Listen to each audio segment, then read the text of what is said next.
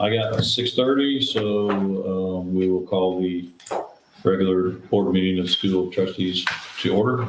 You stand for the pledge of allegiance. I pledge allegiance to the flag of the United States of America and to the republic for which it stands, one nation, under God, indivisible, with liberty and justice for all. Amen.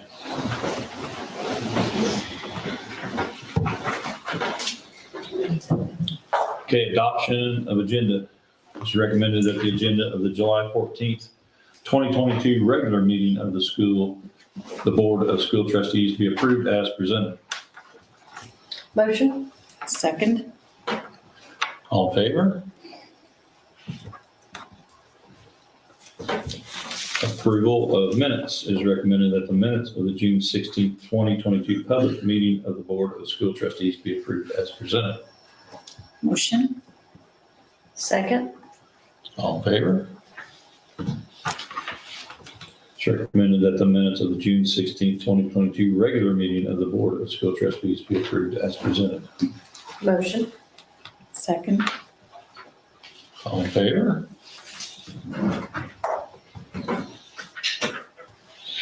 Taking any questions from the public, there is none. Administrative recommendations. Claims. It's recommended that prepaid and July claims numbered. Oh, it says July. July. You changed it. Okay. So it should be July claims numbered 4214 through 4325 and 22118 through 22133 be approved as presented. Motion. Second. All in favor?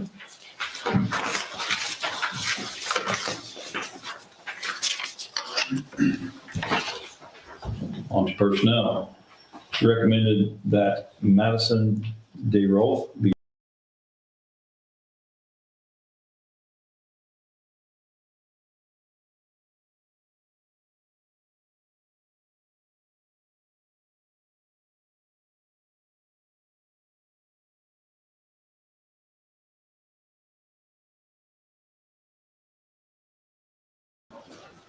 all in favor? Recommended that Megan Doss be hired as a teacher at Fountain Central Junior Senior High School for the 2022-2023 school year. So Megan has actually been with us before. She's a familiar face. She was in the elementary for a couple of years as a 3rd and 5th grade teacher. She went to Turkey Run for a year, and now she's back. She can do 6th grade math for us. So very excited to have her. Motion. Second. All in favor? It is recommended that the resignation from Paige Prost be approved as presented. Motion. Second. All in favor? It's recommended that Allison Acton be hired as a teacher at Fountain Central Junior Senior High School for the 2022-2023 school year. So Allison's been an aide in the building for a number of years, and we had a special education opening, and she stepped up to the plate, and she's willing to enroll in the transition team program, and she'll be one of our junior high special education teachers as she works on that. Great. Motion. Second. All in favor?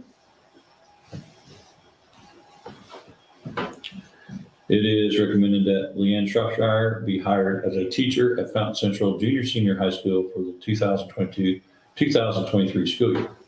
So Leanne's actually an NFC graduate, I believe back in the early 90s. She studied science education at Indiana State.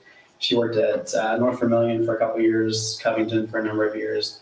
She took some time off to be with her daughter, but now her daughter's enrolling in kindergarten. So she's ready to come back and be a junior high science teacher for us. Great. Motion. Second. All in favor? It is recommended that the resignation from Jake Wolf be approved as presented. Motion. Second. All in favor? It is recommended that Heather Earls be hired as a teacher at Southeast Fountain Elementary School for the 2022-2023 school year. Heather is a Fountain Central graduate. She recently earned her bachelor's degree in elementary education. She worked with us as an aide while she did that. She taught for a year at Attica and now is back with us as a fifth grade teacher. Motion? Second. All in favor?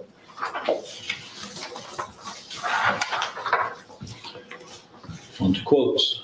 It is recommended that the quote from Curriculum Associates in the amount of $17,622.50 for iReady assessments at Southeast Fountain Elementary School be approved as presented.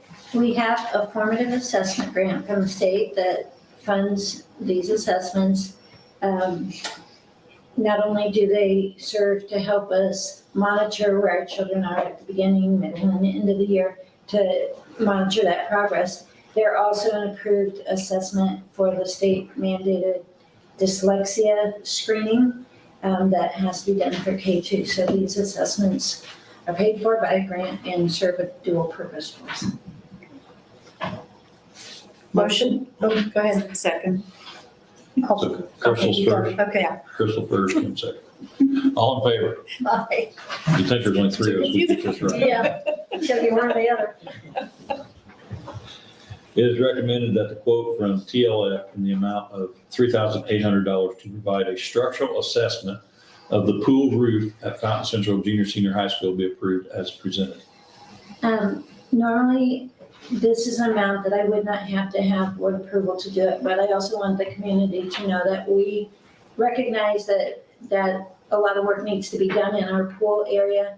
And it's building blocks, and the first step in that, the ceiling has to be opened up by a structural engineer to go up and see what actually is going on before we can even find out what has to be done to make the repairs in there. So I wanted to make sure that this was included tonight on the board agenda so that the public will know that we really recognize the problem and we're taking steps, but it's gotta be a process. And part of that is the reason we did not go forward with the lights and the painting painting. and stuff until we figure out how much we need to tear down and rebuild. So, We don't want to have to pay twice. right. Motion? Second. All in favor? Sorry, that's my time. It is recommended that a quote from Delta Welding Supply in the amount of $10,456.94 be approved as presented. This is for supplies in our welding program. The funds come from all of the kids in the CTE welding program from the different districts. Funds come in for that, and it's out of their supply budget. But those monies, because that program is in our district, they're in an account here, so we write the check, but really, it was paid for by the CTE program. Motion? Second. All in favor? It is recommended that the quote from Play with a Purpose in the amount of $20,460.05 for playground equipment at Southeast Fountain Elementary be approved as presented.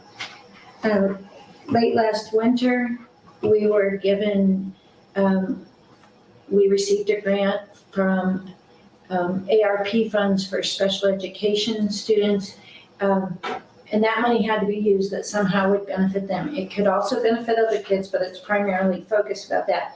So Kelly and Cindy and I met together and looked at a lot of things, and we're purchasing a lot of things for our playground, which are adaptive for not only our special needs, but they'll also be fun for all of our kids, not just a select group. Motion? Second. All in favor? Teacher Appreciation Grant. A motion was made that the policy number 426, Teacher Appreciation Grant, be approved for annual submission to the Indiana Department of Education. It's no change to the policy that we have in our school board policy, but each year we're required to ask your permission to again submit that to the state so that our teachers can receive teacher appreciation grant funds for those teachers who were evaluated as effective or highly effective for the last school year. Motion. Second. All in favor? A motion was made that the certified employees evaluation guidelines and protocols be approved for annual submission to the Indiana Department of Education. Again, this goes along with the same thing. It outlines, it's a document that outlines how our teachers, our staff are evaluated so that a district couldn't just say, oh, everyone's effective and they've never done any evaluations. It shows that we follow Indiana code for requirement of how those evaluations and what percentage, how things are weighted, like they get test scores and different things all go into it. Motion. Second. All in favor?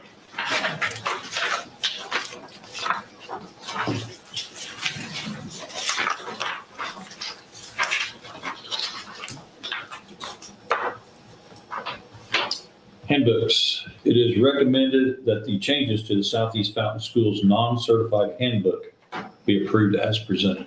Right, each year I go through, just as I do the policy, I go through the handbooks and make recommendations for any changes that need, so that the language in all of our guides match each other and match the contract language and things like that.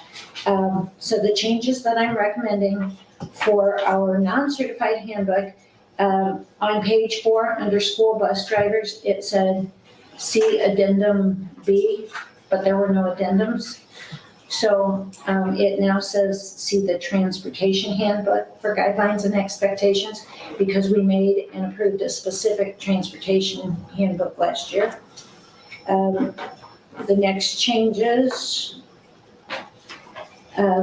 first of all, the dress code, there was no or very little information about dress code for non-certified handbook.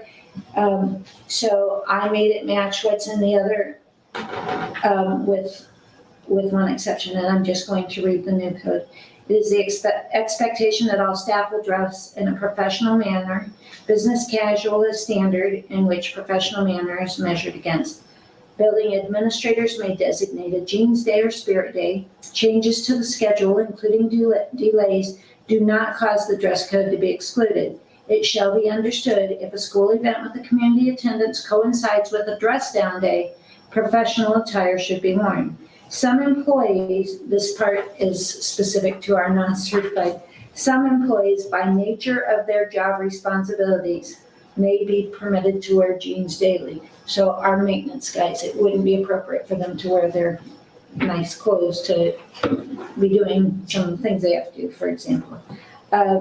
Supervisors, building administrators, or the superintendent will make final determination on acceptable dress. Also on that page, cell phones.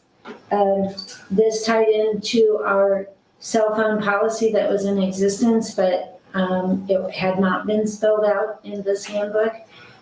Cellular phone is allowable in school, on school property, at after-school activities, at school-related functions, provided that during school hours and on school vehicles, the cellular phone is not in use during any on-duty time. Cellular phones are allowed to be used during regular scheduled break or lunch times. In the event of an urgent situation when a staff member cannot be reached on a classroom or office phone or a school-issued radio, a cellular phone may be used to reach the staff member. If a staff member anticipates receiving a call related to a family or other emergency, the school administrator should be notified immediately in order for the staff member to be given temporary permission to access the cellular phone if necessary during on-duty time. At no time are staff members to have access to their cellular phones during state testing when state law prohibits cellular phones in the testing environments. That also was not a part of our policy, and that's a state law. So those were added, and then the last thing added to the non-certified, our certified staff and non-certified, there's maternity leave policy. Our certified staff and our contract also grants paternity leave for if you become a new dad. And I have written that same into our non-certified because I think all of our employees should have the same. It's not a paid leave anyway, it just means they're not getting dinged. So paternity or spousal leave shall be granted up to but no more than 5 days for the purpose of caring for the mother and or baby. These days do not need to be taken consecutively. So they could use their PTO time, or they could opt to take that paternity leave time without pay. But they won't receive disciplinary action for missing work for taking those days. So those are the changes that I'm recommending to the non-certified candidate. Motion. Second. All in favor? Thank you, and this will then be added into our Vector Safe Schools trainings and assigned to all non-certified staff so that they have to read it, and I can see that they have seen and know the policy, so there's no question. It is recommended that the changes to the Southeast Fountain Schools administrative guidelines be approved as presented. Okay, again, I reviewed this. The cellular phone policy that is in here is the exact same one that I just read to you from non-cert, so I'm not going to read it again. We all have to follow the same rule. In the policy under changes of calendar, I did make a change here because last year we started using some e-learning days too. So I added that into our change of calendar. The new language says, the official school calendar will be approved by the school board. The use of flex days for makeup days will be determined by the superintendent and the school board. And then I added, e-learning days may be used at the discretion of the superintendent. Indiana law requires that no more than 3 asynchronous days be used in one calendar year. Additional e-learning days may be used only if synchronous instruction is taking place. And that verbiage about the e-learning days, that's new law that went into effect July 1st about how schools can or cannot use e-learning. So I wanted that in our change of calendar policy.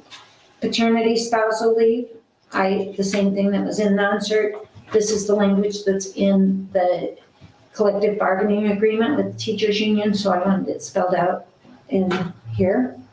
Reporting of child abuse, neglect, or pornography. Before, it simply said, and I'm paraphrasing, if you're aware of something, to notify the administrator so that they can make a report. I've changed it, and it begins with, all staff members are considered mandatory reporters in Indiana. Our responsibility is to report any allegation. It is then the responsibility of Department of Child Services to determine if an investigation is warranted, and if so, to conduct that investigation. So we don't investigate before we report. Then I said, in the event that a staff member becomes aware that a child abuse or neglect may have taken place, he or she should report the neglect to an administrator, and together the staff member and administrator must report the information to DCS, and the report shall be made immediately. So the change is, rather than a staff member just going to the administrator and say, hey, I heard this, and then, so report that. They have no idea if it really got reported or not. And then, if not only is the administrator going to be in trouble, so is that teacher who trusted, or whatever, that trusted them to do it. They're in trouble too because they're mandatory reporters. So I changed it. They need to make the report with you. Whichever one of you is on the phone with DCS, the other one needs to be in the room, and you can both sign a document that you were there so that there's no question that the report was made. So I think that protects both our administrator and the staff member, because it also keeps from someone saying, well, I told my administrator, I thought they reported it, and maybe they never really remembered to mention it to an administrator, so. Then the last thing I added to this policy, vector training requirements. I said staff members are required to complete all Safe Schools training assigned to them through the Vector online system. A mandatory completion date is given for any training assigned to a staff member. Not all staff members are required to complete all available training. For example, the non-certified handbook will be in there, but will be assigned to non-certified staff. Administrative guidelines will be assigned to certified staff, that kind of thing. But they're all required to do some training. So that is the recommended changes to our administrative guidelines. Motion. Second. All in favor? Thank you. And all of these not only will be on Vector, the specific changes are going to be highlighted by me to all staff in the meeting so that they all hear the expectations for these. Resolution accepting a donation of land. It is recommended that the resolution for land be approved as presented. Our building and trades program, as you know, did a great project for us last year, and now it's time to look at the new year and the new project. So we had 3 local banks, the Fountain Trust Company, Hoosier Heartland Bank, and Center Bank, have all agreed to purchase real estate on Sterling Avenue in Petersburg and donate it to the district so that our building and trades program can build another beautiful new home in Petersburg. The value of the land that they are donating to us is $20,000. And so I'm asking that you accept this donation so that Mr. Acton and his group may start building another home. Motion. Second. All in favor? Adam, is there anything else you want to add about the property or before we go on? I'm excited that it's happening and I think it's humbling. I don't want to take much time, but before it all started, I didn't know what the community involvement would be, but it has been humbling. I wrote down a list here: Jay Allen, Renee McGrady, the town of Petersburg has done a lot, Center Bank, I just mentioned, Bell Excavating donated all their excavating services, Custom Molding gave us trim for cost, Scott HVAC did the HVAC for cost, Brian Elmore let us use some equipment to load pea gravel and such. Crystal Brewer with Downs donated, we didn't donate, but they gave us Cost. for cost. Appliances. Furnishing, appliances, there you go, that's the word, and staged it. And then, like you said, Center Bank, Fountain Trust, Hoosier Heartland, Pickett came out with his mini excavator one time and helped do some things and let us borrow his sump pump. It was a swimming pool at one point.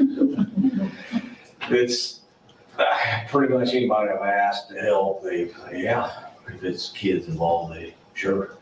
And I think all these contractors realize that have been helping. Oh, the plumbers union, local 256, plumbers pipe fitter union used it as a their apprentices have to have a certain amount of volunteer time, so they use it as a volunteer center. So they came out and worked. My kids they did it on weekends, so I didn't have as many kids around, but it's probably might have been a good thing, I don't know. So anyway, it's been that was Aaron Van Hook that he came out multiple times to help, so it's been And Petersburg needs housing bad. So it's great that you guys are doing that. Yeah. It's awesome that we can get back to that again, like we used to do that years ago with the building trades, because I really think those individuals that went through it then took a lot out of it, took from it and ran with it, and we've been missing that. So thank you for all your efforts in that. Other business, go ahead, Ken. I didn't know if we were ready. Did we already motion? Yeah, we already did. talked, okay. Other business, a motion was made that the revisions to policy number 333, cellular telephones and electronic communication devices be approved as presented. Right, annually, I have to review policies and make recommendations for any changes in the policy. So the current policy, I'm recommending that we remove, in the second paragraph, it says, during instructional time, activities, or when directed by the sponsor, cellular phones and all other ECDs shall be turned off, not just placed in vibrate or silent mode and stored out of sight. So in other words, it could just be stuck in someone's wherever, under my book, so it's out of sight or whatever, the way the policy's written. So I'm suggesting we take that out. A change, it says a student may possess a cell phone. I think we need to clearly say students and staff members may possess a cellular phone. And the reason for that, we have another policy that say teachers have to set the example. So I think it's very important that we spell out the things they have to set the examples for, and this is one of them. I also, at the end, near the end of the policy, it talks about what the violations will be for students. I'm not suggesting that's changed, but I'm suggesting we add what the violation for staff members, violation of this policy by a staff member may result in disciplinary action, including but not limited to a verbal or written reprimand, suspension with or without pay for repeated violation after initial reprimand, or termination for continual violation of the policy. So again, they can still have their phones, they can use them during non-instructional, non-work duty times. If there's an emergency during the day, we're not heartless, they let the administrator know, and we're, we understand. But they also know that when we're teaching is not the time to be socializing. And then the other addition, at the end it says the student who possesses a phone is responsible for its care, and I just added the student or staff member. So it's really not a new, the expectation was there for staff members, and in another policy, we did, as I said, in a staff policy, spell out that staff members are supposed to set the example, but I think adding that language into this policy also makes it clear that this is expectation for all of us while we're on duty.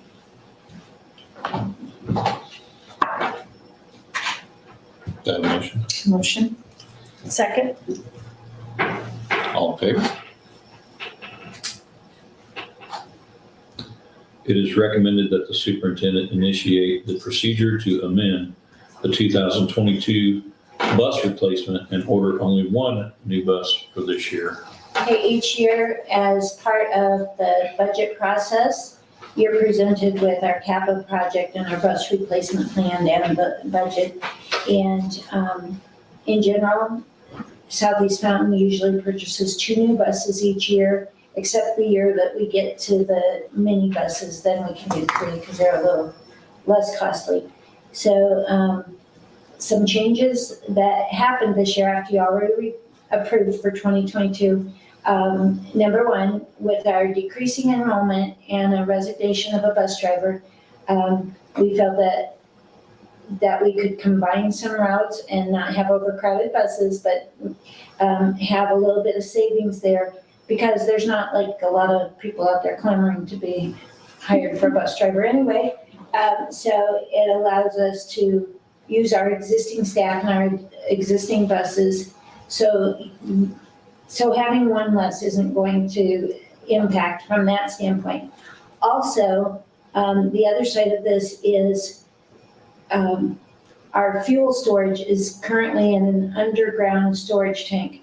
The life expectancy of that underground storage is anywhere from 20 to 25 years. We're already at year 22. So if that tank goes, then we're gonna have some big problems with IDEM as far as cleanup and land contamination, all that stuff. So we could keep going and hoping that tank makes it till 2025 or longer and try for that, or we can replace it now. And by not getting a bus, we can then use, because that's still transportation department funds, we can then instead use the funds to purchase what is recommended now is an above ground tank, so that you don't have to be worried about ground contamination in some of those. So, so for that reason, I'm recommending, rather than taking the gamble that underground tank's gonna keep lasting us for a while longer, I think we need to look at, right now is a good time to purchase it instead of a bus. So, but I need to amend, I can't just not buy a bus because you already approved for me to buy two in the And to be budget. clear, the above ground tanks now are double wall tanks, so they don't Right. require a containment like they used to in the older days. The other thing is, if you grant this approval for me to do it, the next step in the process, then I have to complete an amendment to the State Board of Accounts. And then it has to be posted for a minimum of 10 days on our website so that the public has aware, and at our next board meeting, the public would have a chance to come in and say, no, we want you to buy two buses anyway. And you would have to make that decision at that point then, rather than to cancel the bus and use that for what I just talked about. Motion. Second. All in favor?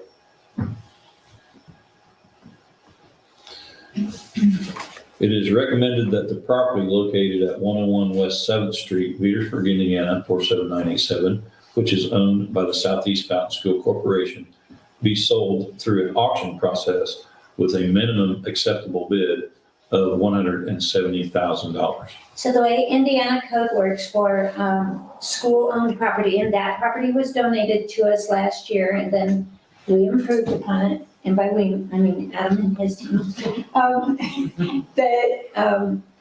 But the school still owns that property, so the plan all along was to sell that property, and that seed money from, once the McGrady's and the Allens got their interest-free loan monies back, and any other vendors that had to be paid, the rest of that money can be used for the next one. But the way Indiana code, you have to get 2 appraisals, which we did, and you have to, the minimum you can sell, if you sell it through the appraised, is midway between the two. So that would mean we would have to sell it for at least $235,000, because one appraiser came in at $230 and the other at $240. We initially, since it's been on the market, have not had much interest at this point in the house, and so I'm asking that we can do an auction.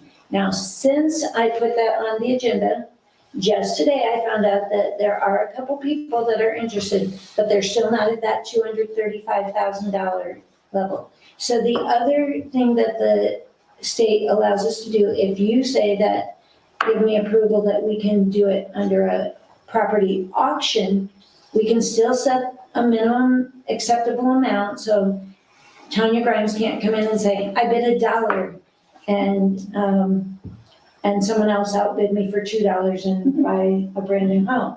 Doesn't work that way. We can say a minimum amount, and that will be determined through those who know what they're doing, Mr. Acton and Mr. Allen, and we would have the minimum bid. Now, today, we do have 2 people that are interested in making an offer, and both of them I don't want to say what our minimum is because I don't want someone to think I'm not going over that thing. But I will say both of them, while it's under that $235,000, it does meet what we feel would be a fair minimum bid if we're allowed to go to an auction process. Motion. Oh, go ahead, Kim. I'll second. Kim's first, Crystal second. All in favor?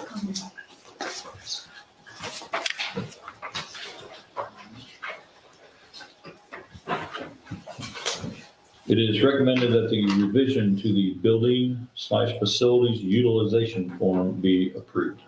Okay, I have no idea when this form was created or how long, or if it's ever been revised. Some things on it, like we charge a kitchen fee and amount for our cooks. We don't even have cooks because we subcontract with Aramark Food Services, so we can't be offering that. The fees charged for custodial, if they were to come in and work, would be $12 an hour. That is less than they make for regular, much less to come in on their evenings or weekends. Lifeguard fee was set at $10 an hour. Again, good luck. And on a weekend or evening. Supervision, that would be our security. That's $12 an hour according to this.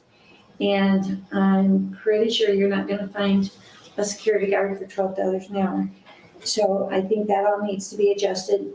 Also, on the cost summary, it says a rental of facility blank fee payable to South Bend, but to Southeast Fountain. But there's no amount written in there, so I don't know what the intent was. If we decide, oh, I'm charging you 50, but yeah, sorry for you, it's 100. So I think we need to address all of those. So the changes I'm recommending is that we remove the kitchen fee altogether and we don't offer kitchen services. If someone's gonna have food, they cater it themselves and they have to take care of that. The custodial fee, I think we need to raise to $20 per hour because that would be about where our custodians would get if they were getting time and a half to come on their weekend if it was something we asked them to do. Lifeguard fee, same thing, $20.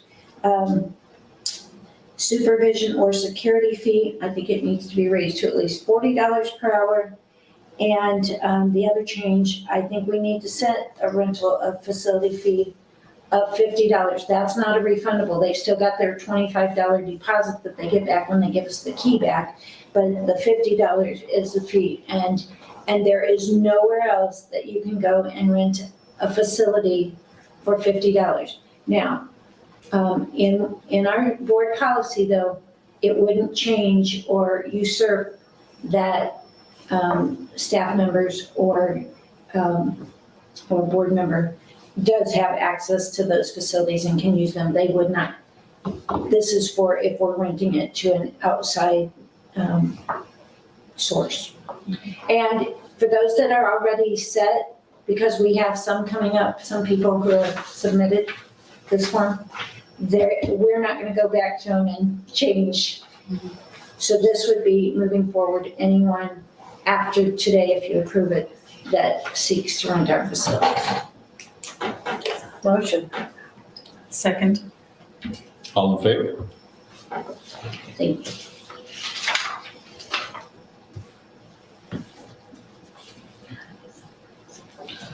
Discussion items. First of all, state reports. So, there are several state reports that are due June 30th and then have to be signed off in the first week of July. And I just want to say that Lindsay has worked tirelessly to do all of these reports, some of which the states kept making mistakes and not accepting things. So we reported things that on our end we knew were right, and their technology on their end was causing lots of problems. Last year, the state initiated a new thing that a lot of data is supposed to roll over from our Harmony and so forth. Some of that's working as it should, some isn't. I will say, of all of the different vendors like Harmony, Harmony's got the least amount of mistakes, so at least yay for that. But we still are not without some problems. Even an example, the graduation count that we're supposed to sign off on, that the state acknowledges there's still a lot of errors and superintendents are still supposed to sign and say it's right. The State Superintendent Association is working with the Department of Ed about why are we signing off on something that we know on your end is wrong? But we have to do that. So again, Lindsay has dealt with that kind of stuff nonstop since school ended.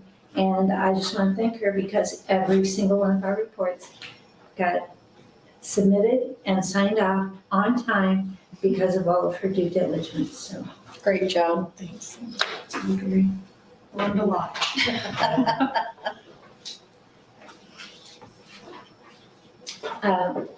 Grant updates. I'm excited to say we were a part of a grant with the Wabash Valley Education Center, a 3E grant, which is a competitive grant that allows entities to build ways to build pathways to get more people into the teaching profession. Wabash Valley sent out to all of us in the area and said, 10 districts can be a part of this. The first 10 that respond and fill out all of the questions to a big long survey, the first 10 will be part of the grant. That doesn't mean we're gonna get the grant. Well, Southeast Fountain, Lindsay and I met and did that survey and answered all their questions right away and submitted it. It went into the whole grant that WVEC was putting together. And I'm happy to say that WVEC was one of the groups that received the grant and received a little over $800,000. Some of those grant funds are going to be, that doesn't all come to us, there's 10 districts in there. But some of the grant funds, for example, is a stipend for a counselor at each of the districts to be looking into what classes we can add to get people in the teaching pipeline. Any of our students for the 2 years that the grant is active, who, when we do those scholarships, if they are going to school to be a teacher and they fill that out, they're automatically going to get a scholarship through this grant. There are just lots of different things in there. We get paid if we develop some courses, and a couple of the courses that are in there we already offer. So our students that are in there, again, it can be extra money stipend for them to go to school. So it's a great thing. So I'm really excited that we're getting the 3E grant. And wanted to share that with you. I have on here the building and trades house updates. Pretty much I shared most of that through the other message on there. Again, I just wanted to say if you haven't driven by there, since that project has been finished, the landscaping, just everything, it's just a beautiful property and a great addition to Petersburg. And so, I just wanted to share that again, get the word out so we get that sold and we have more money for the start of our new program. Statements from the superintendent, a couple things. We are going to have a little bit of change to our open house schedule. And Josh, could I ask you to, and kudos to Josh because he thought about this right in the past. Open house at both buildings were at the exact same time, and that could be a problem. So Josh, tell them what you said. Kelly and I have spoken about it for a while now, but we've decided that the high school will run from 5:30 to 6:30, elementary will run from 6 to 7. That way employees with students in buildings, elementary or high school can attend each other's. So that'll be a small change maybe. Elementary is going to be when then? 6 to 7, 6 and to high school, junior high will be 5:30 to 6:30. And the date of open house is August 8th. So, so yeah, and it also gives families that have kids in both buildings too. You're not trying to rush Sure. through to get to both in 1 hour. Sure. So thank you to them. I also want to give a big thank you to Lindsay, not only for all of the work she did on that, but I'll just say she's been here, and it's noticeable, a lot more days than what is in her contract to do some things. Just making sure that everything is ready.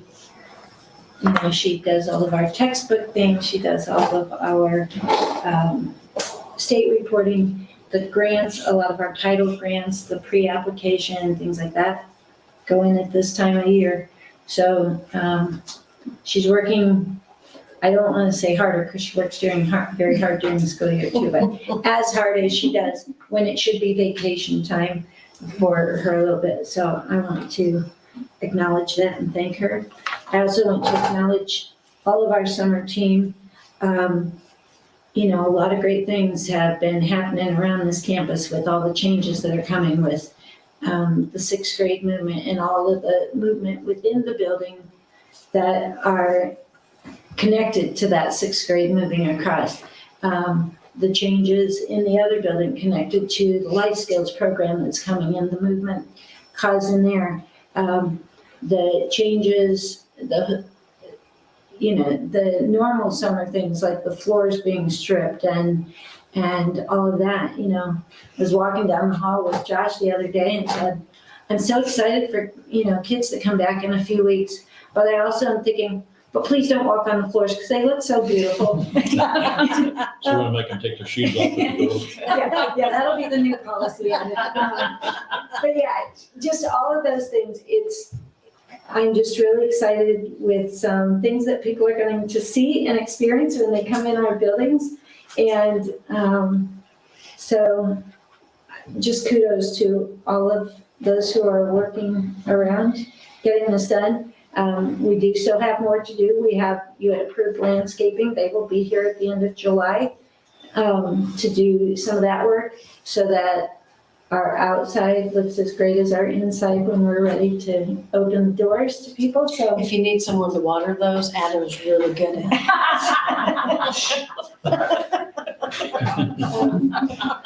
Sorry. well, and we'll segue into the very next thing on here is Adam and his students. Again, I just want to thank you because you have brought an awareness to this community. And the reason you had all of those people on that list is because you have reached out to them and asked for help. And if you have not done that, people are happy to help, but sometimes we don't let them know what we need or how they can help.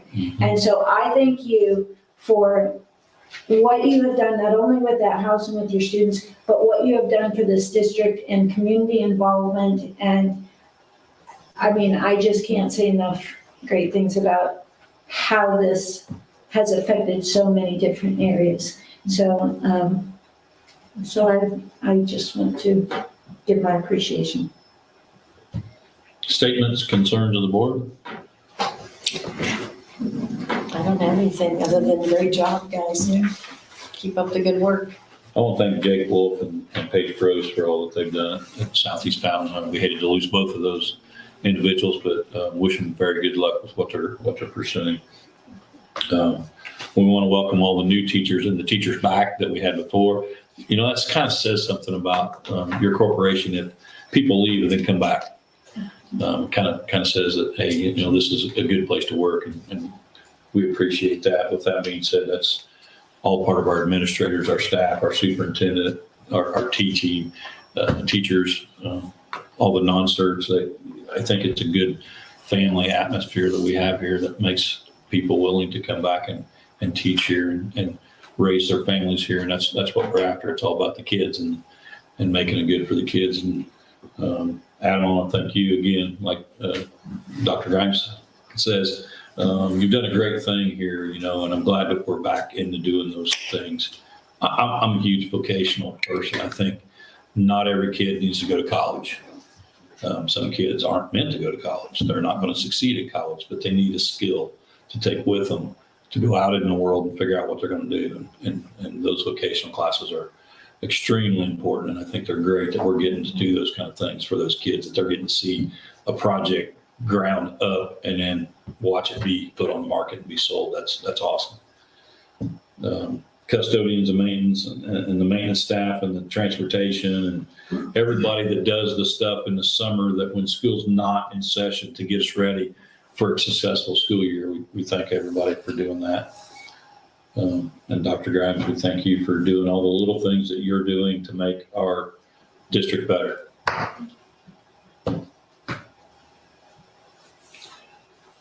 Anybody have anything else? Nope. The adjournment time is 7:20. I have a motion. Oh, motion. I'll second. Fell asleep on that. All in favor? I was just